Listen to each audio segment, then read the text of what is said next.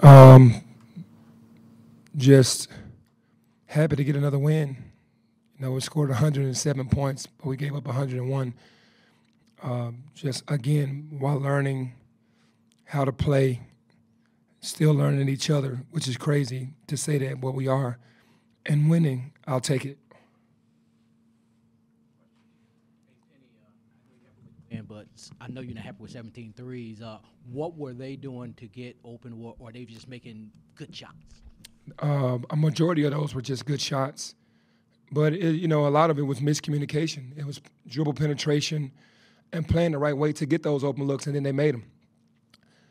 It doesn't look like it, but we went into the game to take the three-pointer away. And it seems like the more we focus on things like that, the more the guys just kind of – this is only going to help pay dividends for us in the future. I really feel that because we're faltering in so many different areas, but we're making up for it and still winning the game. We should have lost this game with the way that they shot the ball. We just got to the free throw line, and that saved us.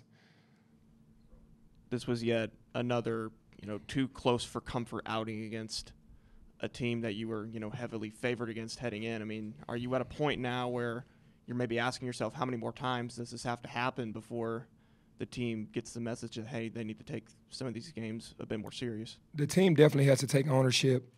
It's on them. They're well coached. They're prepared. They know what's going on. And we talked about this earlier when we first got this roster together. From 1 through 15, it pretty much is all offensive players, offensive mindset, except for Carl Sharon Font and Jalen Young. Everybody else is offensive-minded. They want the ball. Now we got to figure out ways for these guys who got the ball on their team last year to do something else outside of scoring. If you're not scoring, what else are you going to bring to the table?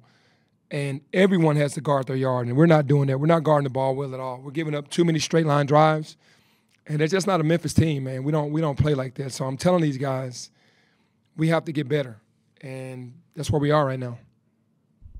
Speaking of scoring, the spark you got from Walton early in the second half, how much are you going to kind of have to lean on him going forward for a potential third scoring option, especially with Mills out now? Yeah, Jaquan is definitely proven around this league and around college basketball to be a scorer. Last year at Wichita, he was there besides, Craig Porter, first and second leading scorers most nights. So he understands. He's still trying to find his way around. I mean, David and Javon have kind of naturally gone into their roles of scoring. Everyone else is trying to figure it out.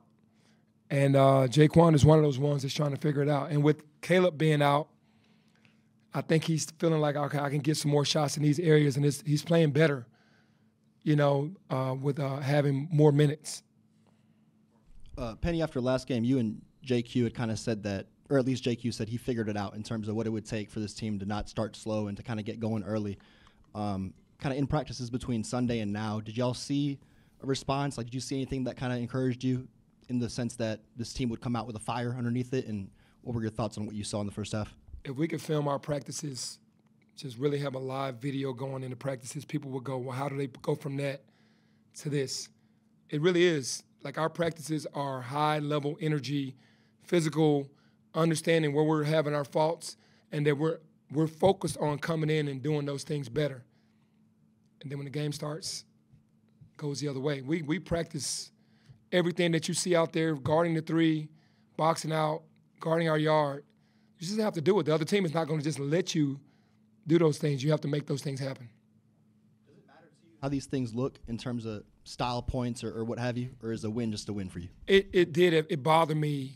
The Vandy game, the Austin P game, and the Tulsa game. Tonight, it really didn't bother me because I see it for what it is now.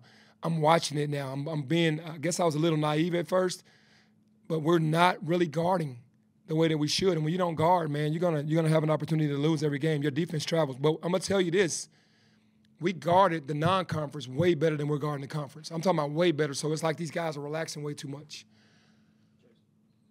I wanted to. What was the turning point in tonight's game? Was there any one thing that kind of stands out to you as a turning point? I mean, I have my nomination. JQ's 4-point play at start the overtime. I was just going to ask. Yeah, that's definitely the turning point of the game. Unfortunately, it was after a 40-minute game that it went to overtime and had to have extra minutes. But those are the type of guys that we have on our team that can make plays like that. Unbelievable play, but that was definitely the turning point for sure. Did you think when you got him that he was gonna? I mean, this is 3 games in a row where he's just making big shot after big shot after big shot. I mean, you knew he was a high-level player, but like this is kind of a different beast. Yeah, well, I mean, he is a different beast because I'm putting him in position to be a winner. He's already a winner, but I'm putting him in position on a normal basis for him to go out there and showcase his talent. You know, I'm not calling the ball screen every time. I'm allowing him to do what he needs to do, and it's been all on him to go out there and still make those shots, and he's been doing that.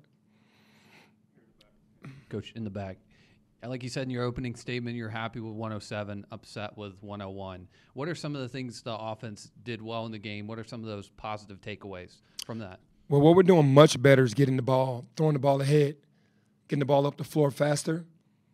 And now we're starting to get in the paint, kick it to an open man, and then going from a good shot to a great shot, one more pass. And that's what's happening with us now. We're starting to do some things better. It's just defensively we haven't done better. This thought popped into my head only when you mentioned practice intensity and cameras and all that. And it's almost like an NBA question. Have you ever considered or contemplated, wrestled with, as veteran as a team, as this is, dialing it down practice-wise, just so that they're not leaving it on the practice court and have that much more left first half-wise? Yeah, so here's the thing. You know, I said this a couple days ago. From September to the end of December, we barely practiced because we had so many guys injured. And I thought that made us soft on the glass because we never could really do anything with physicality. We just started ramping this up when conference started probably about a week and a half ago. Everything until then was one hard day, an off day, a decent day, and then a very easy day like a walkthrough, and then a game. That's what got us through the non-conference because we really never practiced hard. They had fresh legs because we had injuries. The last couple days, maybe a week, we've been trying to work harder on boxing out and guarding our yard, but we haven't had any practices where it was like, man, that was a really tough practice, but they've been way more tougher than what they were. Penny, 2 questions. First, the player Nick Durjan, other than his free throw shooting, talk about his impact of that. And secondly, you went into a hostile place Sunday. He went into what? Hostile place Sunday. Oh, I'm going into a hostile place on Sunday? Yeah, Nick Jordan, man, is just going to do whatever we need him to do. He scored the ball tonight. He got 12 rebounds, 18 points. Come on, he got a major double-double. That's who he is. And 3 block shots. You know, he's amazing, man, out there on the court. And we're blessed. That's one guy, like I said last game, after he went into the portal, I went after him full blast because I knew how important he was because of the way that he played against us. And he's doing the same thing for us. And going into Wichita is going to be, you know, it's always, they have a live crowd, sold-out crowd every game we've gone to up there. No, they don't. You know, and it's okay. You know, we got to go up there and just and try to get a win and get out of there. Get out of there. I'm guessing it may not have been a total surprise, but what was your reaction to Mikey Williams and J.J. Taylor entering the portal? I think that those young men both have bright futures, and they have every right to do what they want. I really wanted to coach both. I really did. Mikey and I still are in touch, but he has a right to do what he needs to do for himself, and I wish him well. I'm still going to stay in touch with him for sure.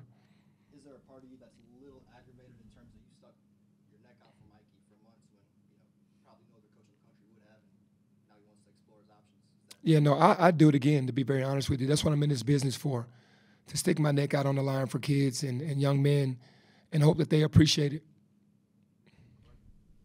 Penny, at the end of regulation, JQ had made the last 2 games a 3-pointer. Was that the same play this time, or did he run a different No, I ran a different play, and I kicked myself because after I looked at the play, I could have did something so differently. But I'm learning from that as well. It was for JQ, but they actually played it pretty well, and then we just got stymied. From there, we couldn't make it up from there, and then the ball got in Nick's hands, and Nick just should have drove it. He took a fadeaway jump shot. He should have just grabbed it and drove it to the basket. But he's never in that situation. But I thank God we were tied and it wasn't a 1-point game. I probably would have did something totally different if we were down 1 or down 2. Thank you.